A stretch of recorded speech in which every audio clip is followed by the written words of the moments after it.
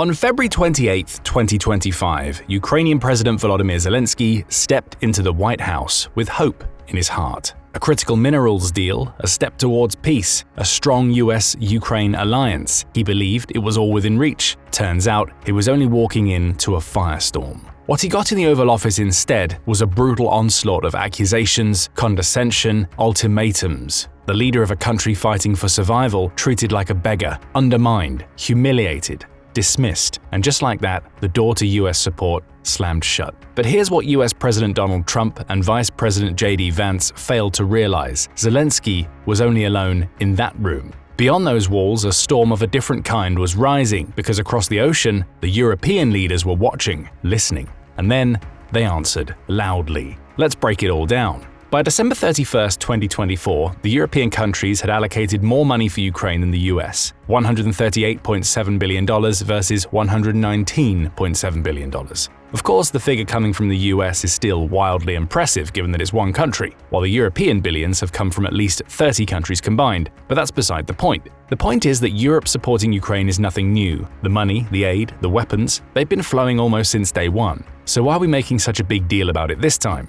Well, this time feels different, because this time Europe isn't just helping Ukraine survive. The European leaders are making one thing clear: this is their fight too, and their voices are louder than ever. No more waiting on Washington, no more looking across the Atlantic for permission. It seems that they've finally realized something game-changing. Europe is on its own, and it's all Ukraine has left. Some saw this coming long before Trump ever set foot back in the White House. Whispers, predictions, warnings, they all said that Europe would have to step up, that American support wouldn't last forever. But after that disastrous Oval Office meeting, even the most hopeful couldn't deny it anymore. This is why we need to take a closer look at what happened in that meeting. To understand why Europe's response has been so resolute, we must first grasp the reality Zelenskyy was facing in that room. This was no failed diplomatic encounter. It was a wake-up call, not just for Ukraine, but for all Europe. On February 28th, the scene was set for a monumental day and a monumental deal. This deal was supposed to open the door to Ukraine's vast natural mineral wealth, worth up to $14.8 trillion in total, marking a turning point in the country's fragile relationship with the US. It was a deal that had been negotiated with the hope that the US would become a long-term partner, helping stabilize Ukraine's economy by exploiting some of those untapped resources. But the US turned out to not even be a short-term partner to Ukraine. Roughly 35 minutes were all it took to make this abundantly clear. The press briefing started off cordial enough though. Trump greeted Zelenskyy with what appeared to be friendly words. Similar words were exchanged for the next half an hour or so, but then came the moment that would forever define this meeting. The tension ignited with a seemingly innocuous question from a reporter suggesting that Poland was worried about Trump aligning himself with Russian President Vladimir Putin too much. Trump answered that he was only aligned with the US and the good of the world. He dismissed overly criticizing Putin, suggesting it wouldn't serve the negotiation table whatsoever. Vance chimed in, suggesting that the path to peace was engaging in diplomacy. Engaging in diplomacy with a man who annexed Crimea illegally in 2014 and ruthlessly invaded Ukraine in 2022 with 190,000 soldiers, killing tens of thousands of Ukrainian soldiers and civilians since. This remark seemed to trigger Zelenskyy, who had already tried the diplomatic route with Putin back in 2019, prompting him to ask a simple question: what kind of diplomacy are you speaking about, JD? This question marked the end of a relatively friendly discussion and ushered roughly 10 minutes of escalating tension that shattered any illusion of civility. From there, Vance accused Zelenskyy of being disrespectful to the US and forcing Ukrainian conscripts to the front lines. He also started a never-ending tirade of wanting Zelenskyy to thank the US for all its support. It quickly became obvious that this was all Trump and Vance wanted from the Ukrainian leader: to humble himself, to bow to their demands for gratitude, and to publicly acknowledge that without the US, Ukraine would have been doomed long ago. When this didn't happen, at least not in such a submissive way, Trump reverted to his familiar playbook of attacks, digging in with sharp jabs and dismissive remarks. He began to belittle Zelenskyy, mocking his leadership, as if trying to break him down with words alone. Trump accused the Ukrainian president of gambling with World War III and not wanting peace in the first place. These words echoed Trump's previous social media posts in which he painted Zelenskyy as an opportunist, implying he wanted the war to continue so he could misappropriate the military funds. Zelenskyy, trapped in the jaws of this political storm, struggled to respond. He had come seeking the assurance that America would remain by Ukraine's side, but instead he was left with nothing but a barrage of insults. And then, without warning, the meeting was over. "I thought it was enough," Trump declared as the press filed out of the room. The planned joint press conference, a symbol of unity, was abruptly cancelled. The minerals deal was never signed. Zelenskyy, stunned and humiliated, found himself escorted out of the White House. He was not even given the dignity of a proper farewell. Trump, not missing a beat, took to his Truth Social account, accusing Zelenskyy of being ungrateful and unready for peace. He wrote, "I have determined that President Zelenskyy is not ready for peace if America is involved." As for Zelenskyy, he issued a statement thanking the American people, but there was no real warmth in his words. The Ukrainian president left the White House not just with a bruised ego, but with the painful realization Europe was all he had left. And for the first time, that truth was crystal clear to everyone. The US had turned its back on Ukraine, it switched sides, and Europe would have to pick up the pieces. And let us tell you, Europe started doing so almost immediately. At first, messages of support flooded X, formerly Twitter. Poland's Prime Minister Donald Tusk took to his account with a powerful message, "Dear Ukrainian friends, you are not alone." Petr Pavel, the president of the Czech Republic, declared, with unflinching resolve, "We stand with Ukraine more than ever. Time for Europe to step up its efforts." It was a call to action, a reminder that the world's attention must be on Ukraine and that Europe must rally as one. German Chancellor Olaf Scholz also made his position clear. Nobody wants peace more than the Ukrainians do. He added that Ukraine can rely on Germany and on Europe. Swedish Prime Minister Ulf Kristersson echoed this sentiment with conviction. "Sweden stands with Ukraine. You are not only fighting for your freedom, but also for all of Europe's." His words were more than just a statement of solidarity. They were a reminder that Ukraine's fight was Europe's fight. The French President Emmanuel Macron was significantly more direct. Macron made it clear that Russia was the aggressor in this case. Interestingly, this is precisely what the US refused to do. After voting against the United Nations resolution condemning Russia for the war in Ukraine a week or so before, Friedrich Merz, the man tipped to become Germany's next chancellor, expressed solidarity in similarly stark terms. "We must never confuse aggressor and victim in this terrible war." And these were just some of the many messages of support Zelenskyy received after what some experts called Oval Office bullying.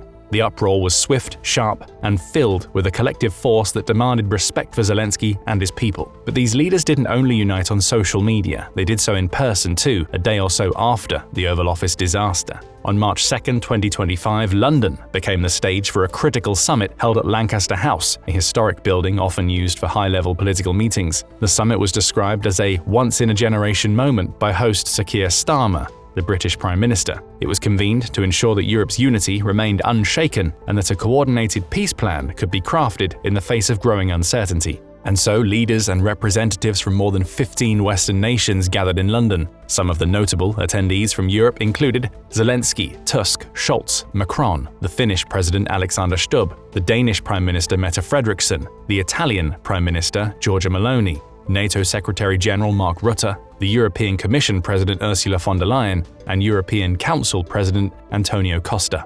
The collective presence of these high-level figures underscored the gravity of the situation. Europe had to stand together to chart a clear course toward peace. Zelenskyy was seemingly touched by such a response. He praised the summit, saying that such a level of European unity hadn't been seen in a long time. The summit showed him that Europe was still firmly behind Ukraine. It was a bold statement that Europe's unity, in the face of pressure from within and beyond, could and would not be fractured. But enough about statements, what about actions? The summit in London had 4 key outcomes. Let's break them all down. The first outcome focused on keeping the military aid flowing and increasing the economic pressure on Russia. The first part was particularly notable because Trump would go on to halt all US aid to Ukraine on March 4th. Affecting the $1 billion that was already approved but not delivered. Trump made it clear that he wouldn't resume aid until Ukraine showed a stronger commitment to peace talks. The implications were massive. Without that aid, Ukraine's defense would be severely undermined. After all, the US was Ukraine's #1 donor, allocating over $66.5 billion in military aid alone.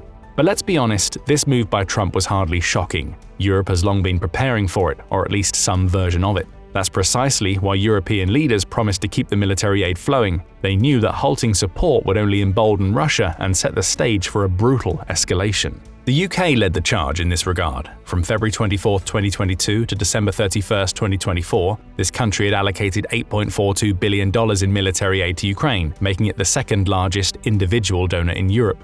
Now, Starmer announced a $2 billion deal that would allow Ukraine to purchase 5,000 air defense missiles. If you've been keeping up with the Russo-Ukrainian war since the beginning, you know that Zelenskyy has been practically begging for more air defense systems for years. These 5,000 air defense missiles will be the lightweight multi-role missiles produced by Thales, an aerospace and defense corporation. They'll be manufactured in Belfast, Northern Ireland, creating 200 jobs and supporting 700 existing ones in the process. But military aid is only part of the equation.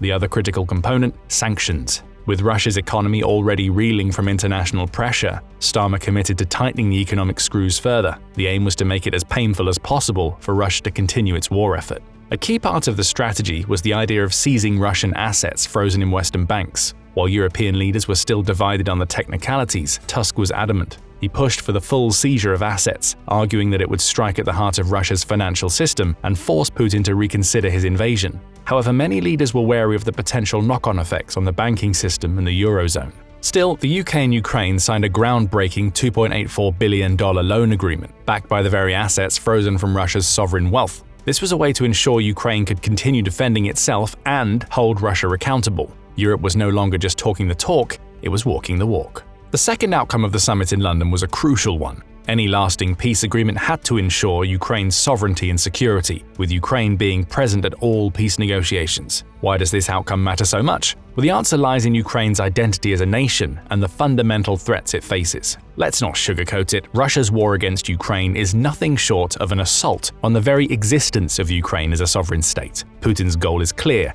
He wants to wipe Ukraine off the map, not just control parts of its land. The Kremlin has consistently framed its war objectives as the demilitarization and denazification of Ukraine, which, when stripped of propaganda, means taking Ukraine's independence and its government. All of this makes Ukraine's sovereignty non-negotiable. No peace agreement can be considered legitimate unless it respects Ukraine's right to remain independent, self-governed, and secure within its internationally recognized borders. Otherwise, it will only pave the way for future invasions and destabilize the entire region. It will set a dangerous precedent that aggressors can change borders through force and no one will stop them.